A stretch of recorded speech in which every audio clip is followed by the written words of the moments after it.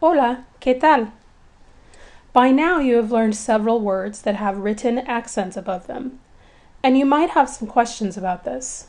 Or maybe you don't, but either way, learning about accents is a necessary part of learning the Spanish language.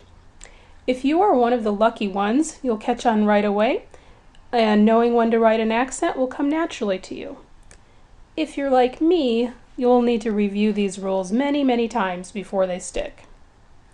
Now, more than ever, is the time to be patient with yourself as a language learner. Due to the complexity of this topic, I'm approaching it a bit differently. Instead of teaching this topic in Spanish, I'm actually going to present all of the rules for accents in English in this very video. Without further delay, let's get started with learning about accents.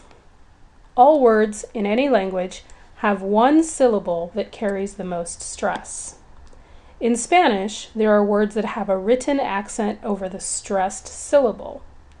The overall general reason why the accent is written is because the word is breaking one of the rules of when to emphasize a certain syllable.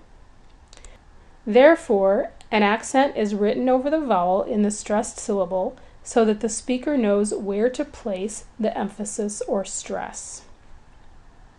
With that in mind, let's first take a look at the two main rules about where to place the stress when speaking.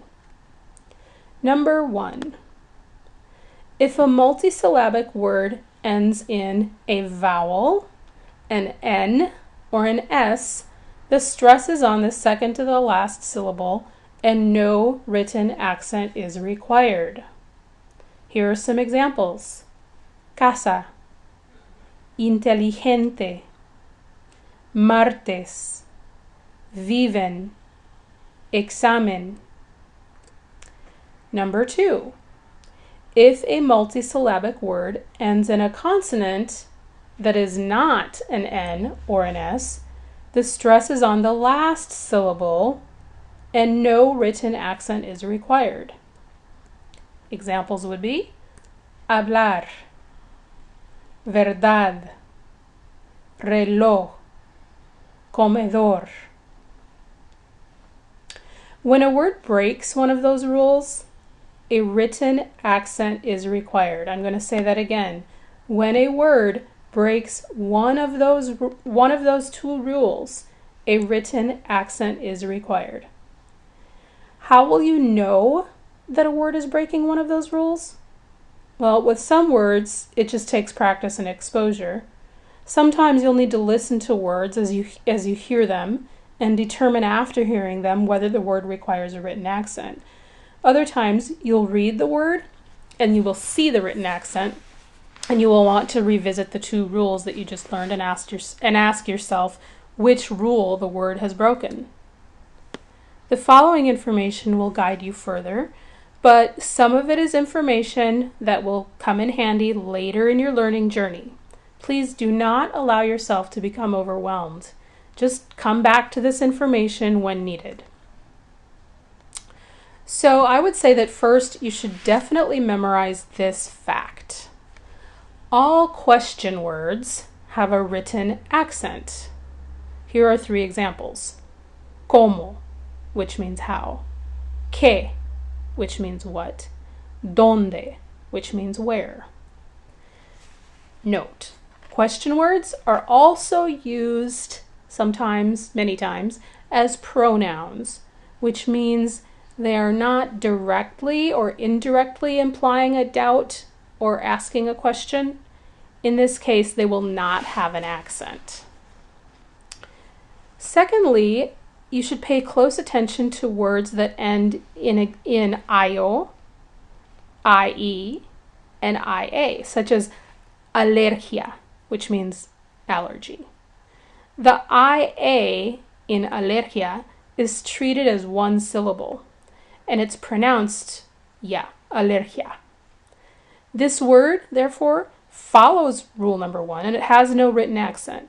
However, there are some words, such as rio, which means river, dia, which means day, and alegría, which means happiness, that, as you can hear in their pronunciations, they break this rule.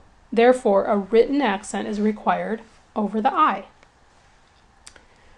Thirdly, when a word that ends in an N becomes plural, but keeps the stress on the same syllable that it had in singular form, an accent mark is needed.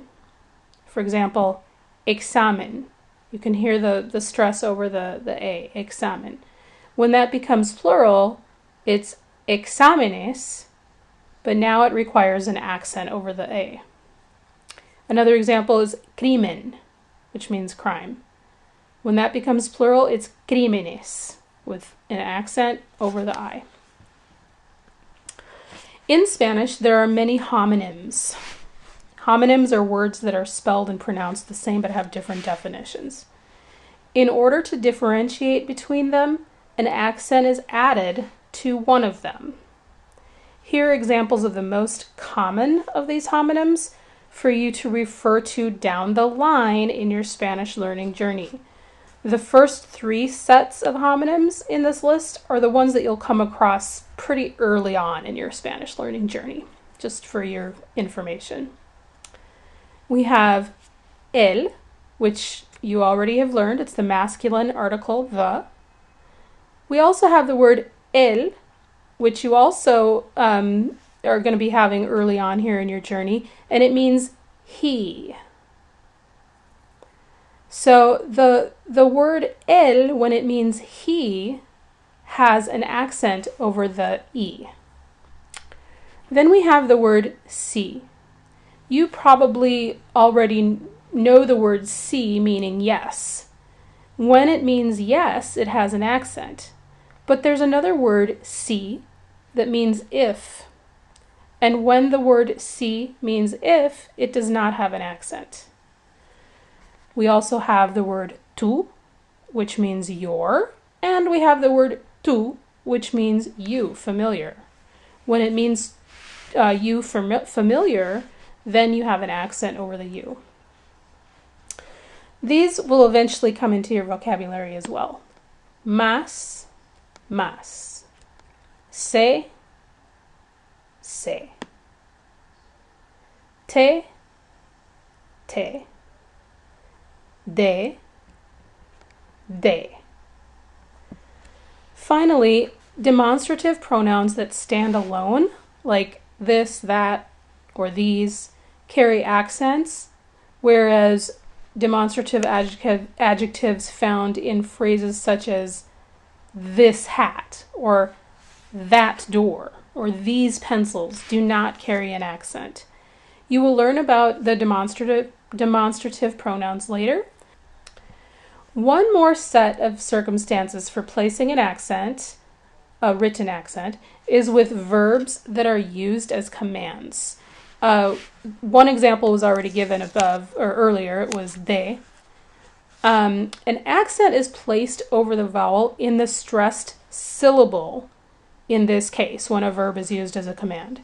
If there are 2 vowels together, the accent will go over one of the vowels.